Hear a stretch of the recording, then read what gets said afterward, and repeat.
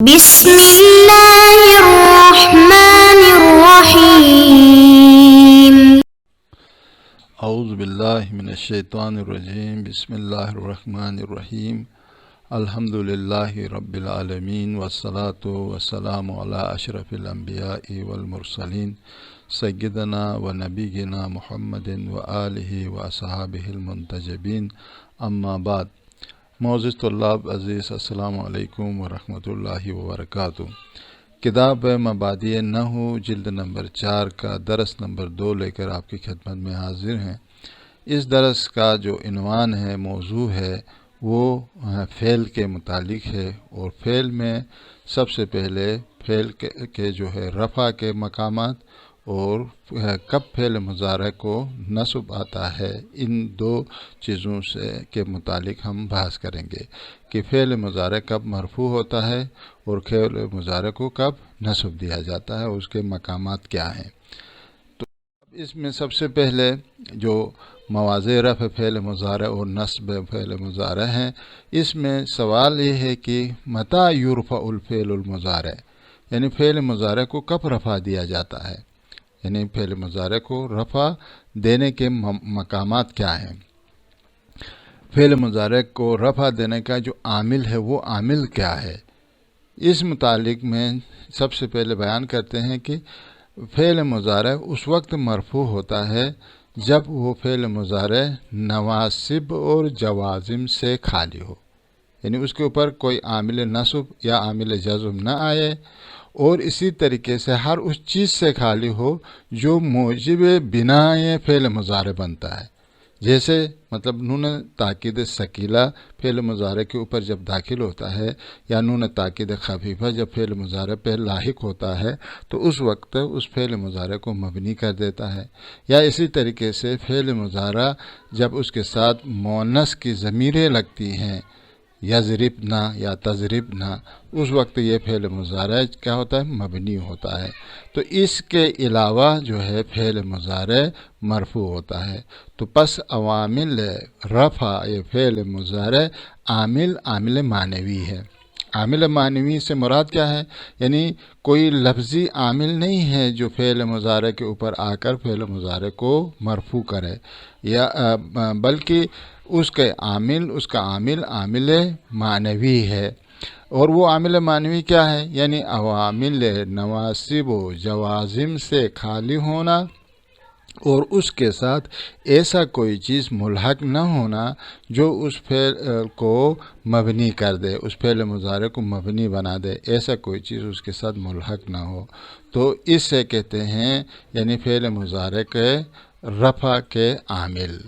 تو اب دیکھو کیا بتاتا ہے، دیکھو یرفع الفعل المضارع اذا تجرد من النواصب، یعنی رفع دیا جاتا فعل مضارع کو جب وہ نواصب اور جوازم سے خالی ہو، اور ومن کل ما یوجب بناؤہ، اور ہر اس چیز سے وہ خالی ہو جو اس کو فعل مضارع کو مبنی بنانے کا موجب بنتا ہے.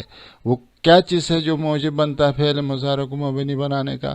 تو میں نے جیسا بتایا کہ یعنی اس کے ساتھ جو ہے نون اناث لگے، یا نون تاکید جو ہے اس کے ساتھ متصل ہو جائے، تو اس وقت وہ فعل مضارع کو مبنی بناتا ہے. وہ اس کے ساتھ نہ آئے، اس وقت فعل مضارع معرب ہوتا ہے اور وہ مرفوع ہوتا ہے، اور اس کا عامل معنوی ہے. جیسے اس مثال میں دیکھو، نحو ینزل المطر. اب ینزلو، یہ ینزلو کے رفع آیا ہے، کیوں؟ اس لیے کہ اس سے اوپر ینزلو کے اوپر جو ہے نہ حروف ناصبہ داخل ہیں، نہ اس کے اوپر حروف جازمہ داخل ہیں.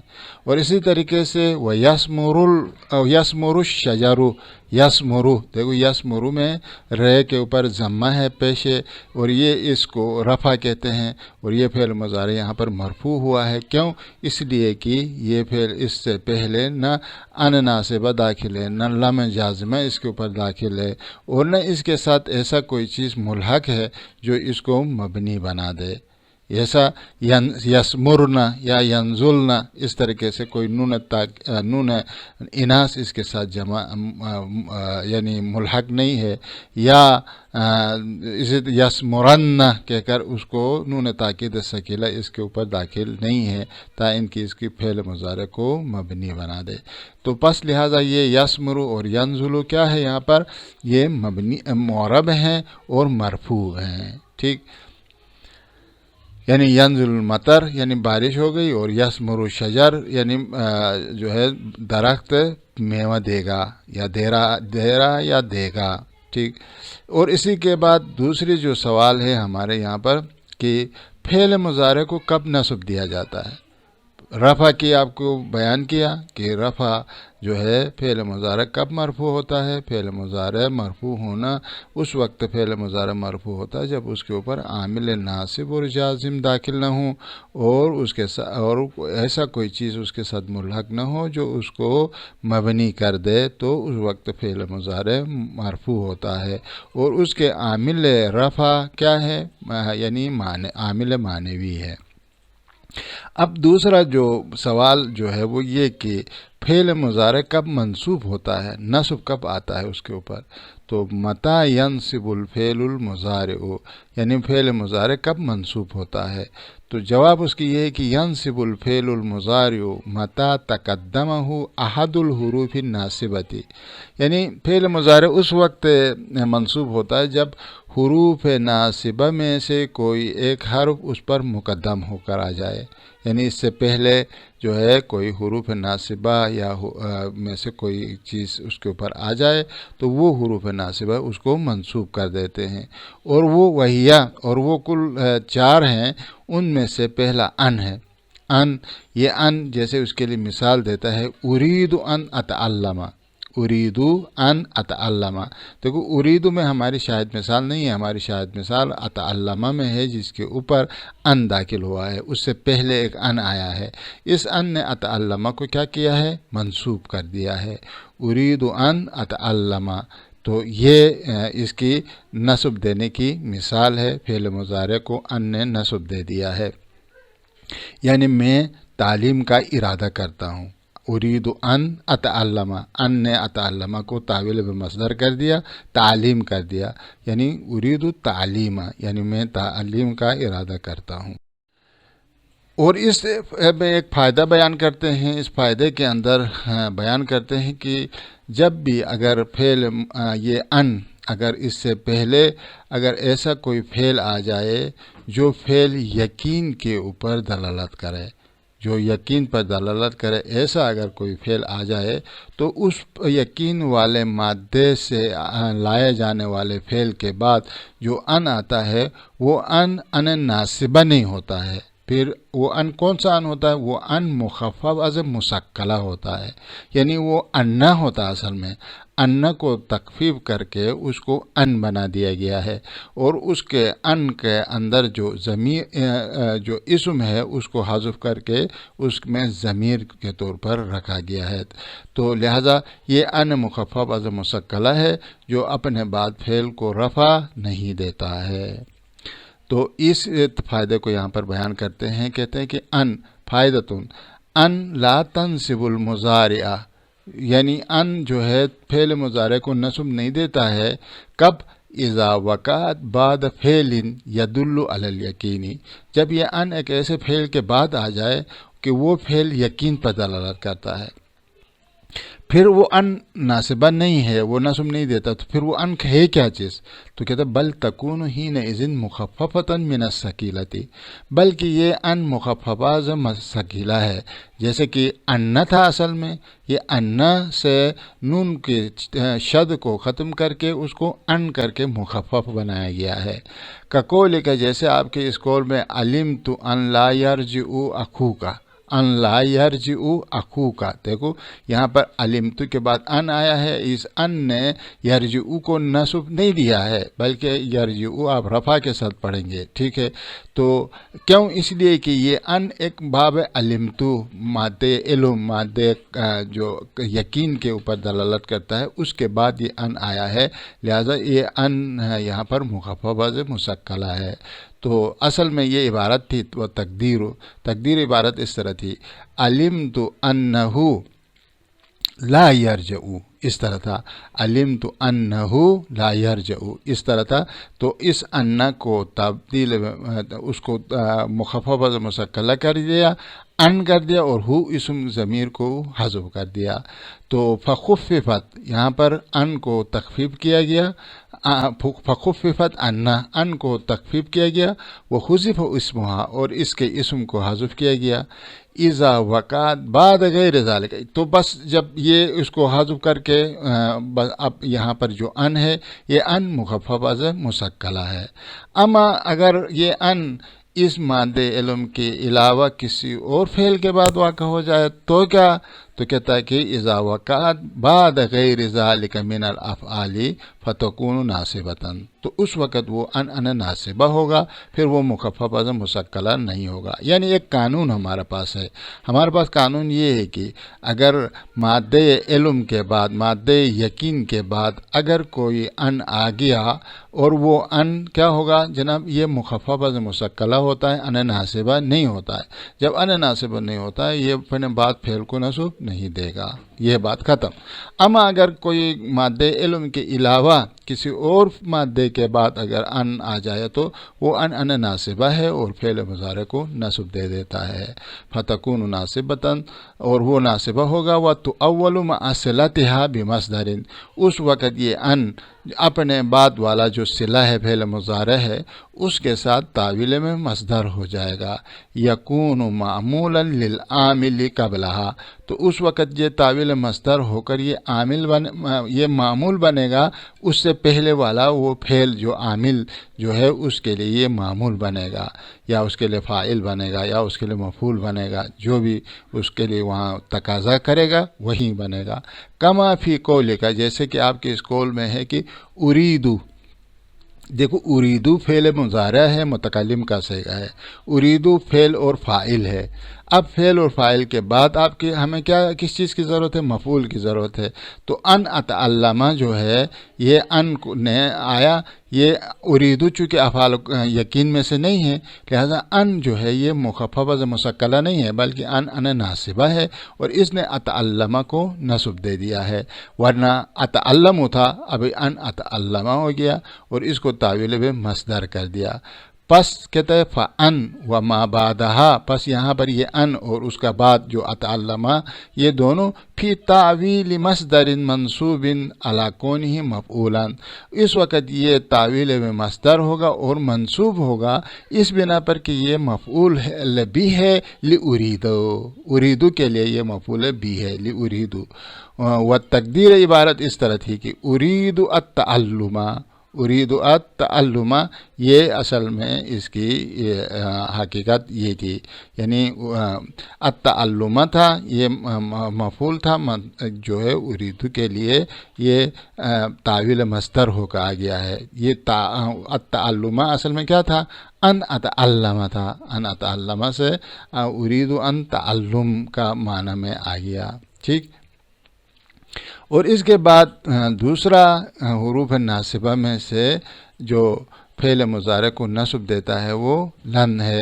یہ لن جو ہے یہ بھی فعل مضارع کو نصب دیتا ہے، جیسے لن یجود البخیل، لن یجود البخیل، یعنی بخیل کبھی جود نہیں کرتا ہے، بخشش نہیں کرتا ہے، یعنی اس کے بعد نہیں، یعنی لن یجود البخیل، یعنی بخیل کبھی بخشش نہیں کرتا ہے، اس کے پاس جود نہیں ہے، ٹھیک۔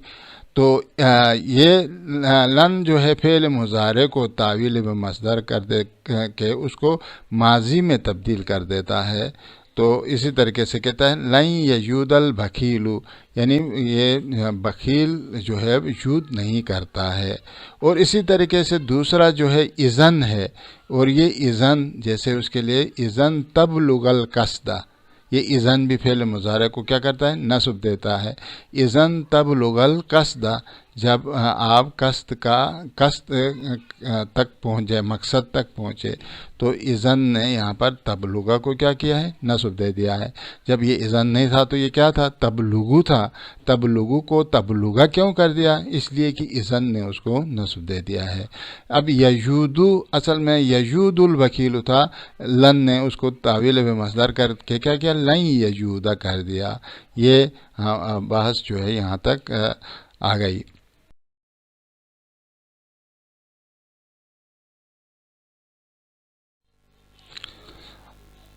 تو اسی کے ساتھ پھر ہم اگلے جو سوال فائدہ ہے اس بحث میں ایک فائدے کے طور پر یہاں پر بیان کر لیتے ہیں، اور وہ یہ کہ اذن جو ہے یہ 3 شرائط کے ساتھ اپنے بعد فعل مضارع کو نصب دے دیتا ہے، اور وہ 3 شرط کیا ہیں؟ ان میں سے پہلی شرط یہ ہے کہ اذن صدر جواب میں واقع ہو جائے، یعنی جس چیز کے ذریعے سے آپ جواب دیتے ہیں اس جواب کے شروع میں اور اس کے آغاز میں آ جائے، تو اس وقت یہ اذن اپنے بعد فعل مضارع کو نصب دے دے گا۔ اور دوسری شرط اس کے لیے یہ ہے کہ یہ اذن جو ہے وہ متصل ہو فعل کے ساتھ، یعنی جڑا ہوا ہو فعل کے ساتھ، یعنی فعل اور اس اذن کے درمیان میں کوئی اجنبی چیز فاصلہ نہ آ جائے، یہ دوسری شرط ہے۔ اور تیسری شرط یہ ہے کہ وہ جو فعل ہے وہ فعل مضارع مستقبل کا معنی دے دے، یعنی وہ اس کے اندر حال کا معنی پایا نہ جائے بلکہ وہ مستقبل کے لیے آ جائے، تو اس وقت ان 3 شرائط کے ساتھ اذن فعل مضارع کو نصب دے دیتا ہے۔ تو ابھی یہاں پر یہ سوال پیدا ہو جاتا ہے کہ بھائی آپ نے کہا کہ اذن اور اس فعل مضارع کے درمیان میں اجنبی فاصلہ نہ آئے، اب اگر کہیں پر کوئی لائے ناہیہ اگر ان دونوں کے درمیان میں فاصلہ آ جائے، اذن اور فعل کے درمیان میں لائے ناہیہ آ جائے، یا اسی طریقے سے اذن اور فعل مضارع کے درمیان میں قسم فاصلہ آ جائے، تو آیا اس وقت بھی یہ اذن اس فعل مضارع کو نصب دیتا ہے یا نہیں دیتا ہے؟ تو کہتا ہے کہ یہ کوئی نقصان نہیں پہنچاتا ہے کہ اذن کے عمل کے لیے معنی نہیں بنتا ہے، بلکہ ایسے جو ہے یہ درمیان میں فاصلہ آتے ہوئے بھی اذن اپنے بعد فعل مضارع کو نصب دے دیتا ہے۔ اب دیکھو اس کو ہم پڑھ لیتے ہیں۔ اذن لا تنصب الا بثلاثۃ شروط، یہ اذن جو ہے نصب نہیں دیتا ہے مگر یہ 3 شرط کے ساتھ۔ ان میں سے پہلی شرط یہ ہے کہ الاول ان تکون صدر الجواب، پہلی شرط یہ ہے کہ وہ اذن جواب کے شروع میں آ جائے، الذی یجاب بہ، وہ جواب جس کے ذریعے سے جواب دیا جاتا ہے اس جواب کے شروع میں آ جائے، یعنی اس فعل مضارع کے بالکل آغاز میں آ جائے، درمیان میں اس سے پہلے کوئی اور چیز نہ ہو۔ اور دوسری شرط یہ ہے کہ والثانی ان تکون متصلۃ بالفعل، دوسرے یہ کہ یہ اذن اور فعل آپس میں جڑے ہوئے ہوں، ان کے درمیان میں کوئی اجنبی چیز فاصلہ نہ آ جائے، تب یہ اذن جو ہے اس شرط کے ساتھ نصب دے گا۔ اور تیسری شرط والثالث ان یکون ذلک الفعل مستقبلا، تیسرا یہ کہ یہ فعل جو مضارع جو ہے وہ مستقبل کا معنی دے دے، حال کا معنی نہ دے، تب جو ہے یہ اذن اس کو نصب دے دے گا۔ الا انہم اجازوا الفصل بینہا و بین الفعل بلا الناہیۃ، تو کہتا ہے کہ نحویین نے فصل کو جائز قرار دیے ہیں، بینہا یعنی بین اذن اور بین فعل کے درمیان میں لائے ناہیہ کے ذریعے سے فاصلے کو جائز قرار دیے ہیں، یعنی اس لائے ناہیہ کے آتے ہوئے بھی اذن بعد والے اس فعل مضارع کو نصب دے دیتا ہے۔ اور اسی طریقے سے والقسمی، اور اسی طریقے سے قسم کو بھی انہوں نے اجازت دیے ہیں، قسم آئے تب بھی جو ہے یہ اذن اپنے بعد فعل مضارع کو جزم نصب دے دیتا ہے۔ کقول کا، جیسے آپ کا یہ قول ہے کہ وہ اذن لا یلبس خلفک، دیکھو اذن کے بعد لا ہے، یہ لا نہیں کے لیے ہے، تو وہ اذن لا یلبس خلفک، یہ اذن نے یلبس کو نصب دے دیا جس کی وجہ سے نون عوض رفع یہاں پر گرا دیا ہے، وہ اذن لا یلبس خلفک۔ اسی طریقے سے شاعر کے اسکول میں اذن واللہ نرمیہم بحربن، دیکھو اذن واللہ نرمیہم بحربن، یہاں پر نرمی میں جو یہاں پر اذن نے اس نرمی کو کیا کیا، نصب دے دیا ہے۔ تو حالانکہ اذن اور نرمی کے درمیان میں واللہ جو ہے فاصلہ آیا ہے جو کہ قسم کے لیے ہے۔ یہ قسم جب درمیان میں فاصلہ آ جائے تب بھی اذن نے نرمی کو نصب دے دیا ہے، یعنی اس وقت خدا کی قسم تمہیں جو ہے جنگ میں جھونک دیں گے، ٹھیک ہے نہیں، تو بس ہم تمہیں جنگ کے ساتھ جھونک دیں گے۔ تو یہ تین شرط تھے، اور ان تین شرائط میں سے جو فاصلے والے شرط تھے اس میں لا ناہیہ اور قسم درمیان میں آئے تو اس اذن کے لیے عمل کرنے میں کوئی ممانعت نہیں ہے، وہ تب بھی عمل کر لیتا ہے۔ تو اسی کے ساتھ ہماری بحث آخر کو پہنچی۔